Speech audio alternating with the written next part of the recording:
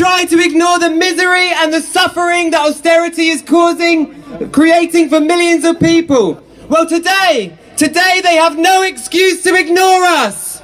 And the only thing that Osborne's so-called recovery demonstrates is that it's getting better for those at the top, while it's austerity, falling living standards and cutbacks for the rest of us.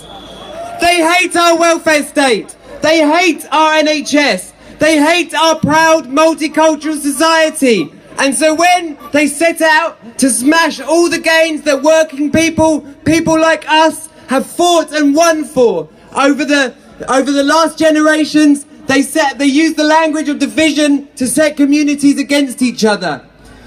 Well, they do this by pitting the public sector workers against the private sector workers.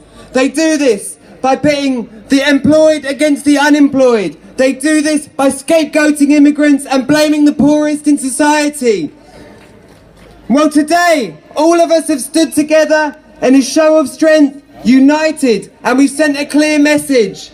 And that message is this: that we will make this country ungovernable for any government that remains committed to austerity.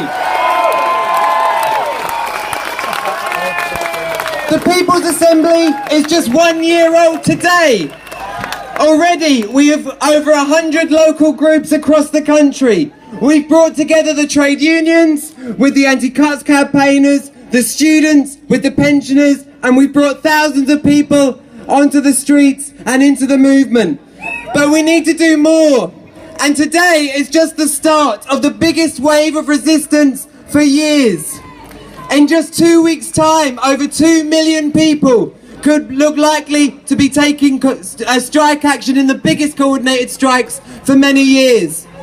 Over the summer, people will be marching from Jarrow to London in defence of our NHS. And the next time that we all meet together on the streets of London, on Saturday, the 18th of October, we could be making history on the biggest demonstration in British history. Friends, let's go back to our communities. Let's go back to our workplaces. Get involved in your local People's Assembly groups. Build support for the 10th of July strikes. And together, let's create a movement impossible to ignore. Solidarity.